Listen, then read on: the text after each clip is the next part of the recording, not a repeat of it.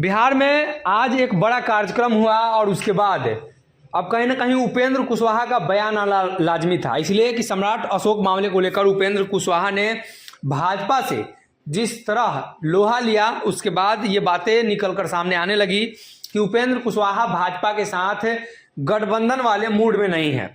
अब एक बार फिर से जब आज कार्यक्रम हो गया है, सम्राट अशोक किसके हैं इस पर अब चर्चा होने लगी है, तो उपेंद्र कुशवाहा ने चुप्पी तोड़ी है और पॉइंट वाइज अपनी सभी बातों को रखा है कि किस तरीके से भाजपा के लोगों ने सम्राट अशोक को लेकर बयानबाजियां की और कार्यक्रम करे, तमाम चीजें उपेंद्र कुशवाहा ने कही हैं। सुनिए क्या कुछ कर रहे हैं।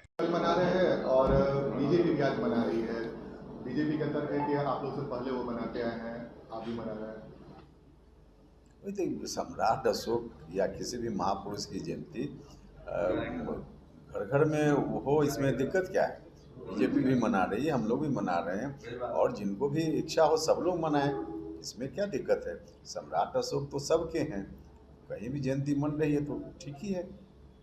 तो बीजेपी कह रहे हैं कि आज उपेंद्र कुशवाहा मना रहे हैं, लेकिन उससे पहले बीजेपी मनाती आई है। अच्छा, कोई पहले मना या बाद में मना, इसका कोई मतलब है क्या? तो बिल्कुल मतलबहीन बात है। मतलब है मुद्दा का। मुद्दा में जैसे अभी सम्राट अशोक से जुड़ा हुआ मुद्दा कुछ दिन पहले आया, जिसमें एक कथित साहित्यकार ने सम्राट अशोक की छवि को धूमिल करने का प्रयास किया। उनके इतिहास को, यहाँ तक कि औरंगजेब से उन्होंने तुलना कर दी। तो यह जो सम्राट अशोक की छवि को धूमिल करने का जो प्रयास है, और फिर दूसरी ओर भारत सरकार द्वारा उनको प्रोत्साहित किया गया, तो उनको जो अवार्ड दिया गया उसको भारत सरकार से हम लोगों की मांग थी कि भारत की सरकार अविलंब वापस ले, ताकि कल कोई और व्यक्ति इस तरह की कोशिश न करे। तो यह डिमांड तो आज भी हम लोगों की है। तो इन चीज़ों पर बोलना चाहिए, क्योंकि भारतीय जनता पार्टी के मित्र लोग भी इस बात से उस समय सहमत थे और आज भी सहमत हैं ही कि कथित साहित्यकार ने जो कुछ किया, अक्षम्य अपराध किया है उसने। तो जो अक्षम्य अपराध है, क्योंकि यह शब्द उन्हीं का था, आप उनके ट्विटर को निकाल कर देख लीजिए, तो अक्षम्य अपराध की संज्ञा उन लोगों ने दी। तो अक्षम्य अपराध अगर किसी ने किया है तो उसको फिर क्षमा कैसे की जा सकती है? उसकी सज़ा तो उनको मिलनी चाहिए। इसलिए इन चीज़ों पर बात करनी चाहिए और हम लोग लगातार इन चीज़ों पर बात कर रहे हैं।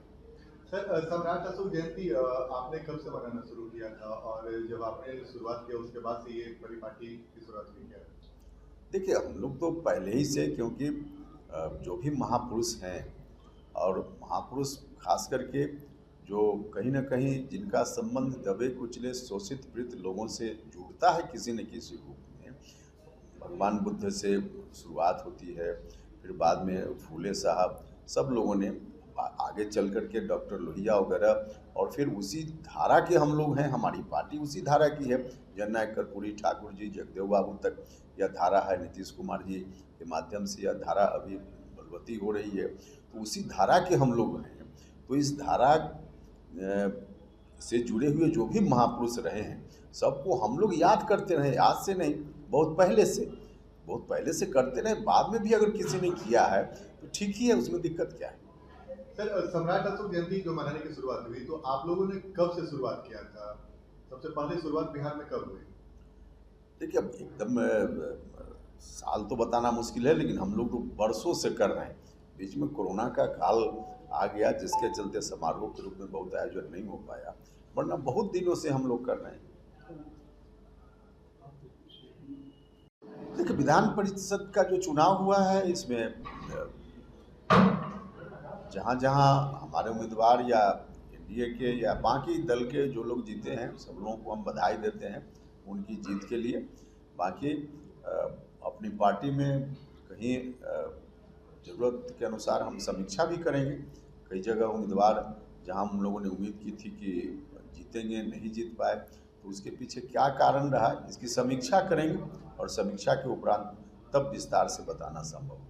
मुंगेर सीट को लेकर के सर काफ़ी चर्चा है कि वहाँ से खुद सांसद है ललन सिंह, लेकिन बावजूद इसके आप लोगों को सीट हार गए। अरे, उस तरह से देखिएगा तो सब पार्टी का मामला उसी तरह का बनेगा। तेजस्वी यादव जी जहाँ से एमएलए हैं, वहाँ उनका उम्मीदवार हार गया। संजय जायसवाल जी जहाँ से एमपी हैं, वहाँ से उम्मीदवार हार गया। तो ये एक पार्टी पर यह लागू नहीं होता है और इसको उस रूप में देखने की ज़रूरत नहीं है।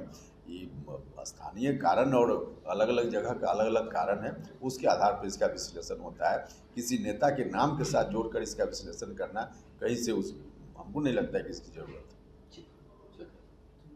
अगर ये वीडियो पसंद आई और वह बिहार के राजनीति और बिहारियत से सरोकार रखेनी तो सब्सक्राइब बटन दबा के चैनल के सब्सक्राइब कर ली। ओजे एगो घंटी बा, ओकरा बटन दबा देला से कुल सटीक और मारक खबर रुआ मुफ्त में मिल जाई। अगर रुआ पत्रकारिता के हमनी के नया प्रयोग में सहयोग कर चाहतानी तो ज्वाइन बटन दबा दी। पेटीएम नंबर नोट कर ली 9386816700। धन्यवाद।